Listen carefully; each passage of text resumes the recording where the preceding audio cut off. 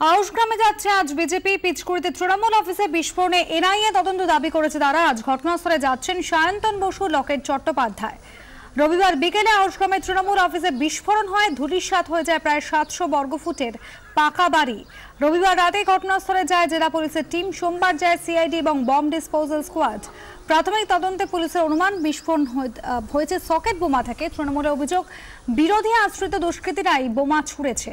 আর বিরোধীরা বলছেন বোমা বাঁধতে গিয়ে বিস্ফোরণ হয়েছে তৃণমূল অফিসে। পিচকুড়িতে তৃণমূল অফিসে বিস্ফোরণে এনআইএ তদন্ত দাবি করেছে তারা। এর আগে দিলীপ ঘোষ আমরা দেখেছি, তিনি বলেছেন যে বিস্ফোরণে প্রাবল্য কমিয়ে দেখাতে তৃণমূল দেহ সরিয়ে রেখেছে, এরকম অভিযোগ করেছিলেন দিলীপ ঘোষ। সরাসরি ছিল এবং আউশগ্রামে আমাদের প্রতিনিধি অঞ্জন রায় রয়েছেন আমাদের সঙ্গে। অঞ্জন, আর কিছুক্ষণের মধ্যেই লকেট চট্টোপাধ্যায়, সায়ন্তন বসুর মতন বিজেপি নেতাতে আসার কথা। দিলীপ ঘোষকে আমরা দেখেছি, তিনি বলেছেন যে বিস্ফোরণে প্রাবল্য কম বোঝাতে তৃণমূল নাকি দেহ সরিয়ে দিয়েছে।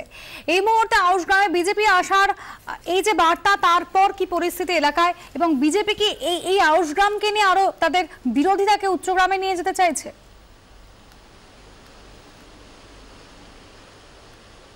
দেখো অনুষ্কা, প্রথমেই যেটা বলি যে বিজেপির প্রতিনিধি দল কিন্তু এখনো পর্যন্ত এসে পৌঁছায়নি।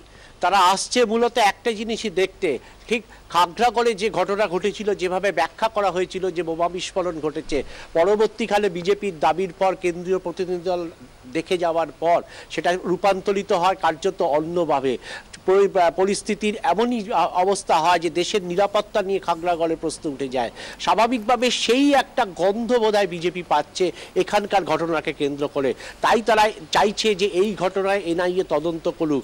যে তদন্তটা খাগড়াগড়ে করে তারা পরিষ্কার করেছিলেন যে দেশের বাইরের শক্তির সঙ্গে এখানের খাগড়াগড়ের এই বোমা বিস্ফোরণের একটা যোগাযোগ আছে। ঠিক এই সূত্রটাকেই কাজে লাগাতে চাইছে বিজেপি, এবং এই সূত্র ধরেই তারা আজকের এই পরিদর্শনে আসছে।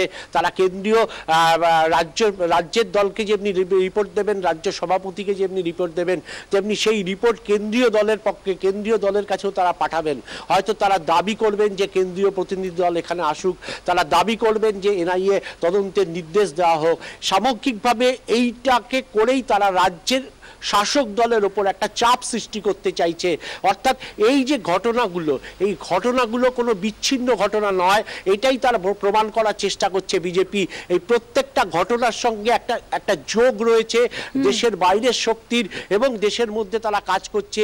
মূলত এইটাকেই তারা মাথা করতে চাইছে যে পশ্চিমবঙ্গে এরা সক্রিয়। এই মূলত উদ্দেশ্য নিয়েই কিন্তু আজকের বিজেপি দলের এইখানে আসা। আবার তোমাকে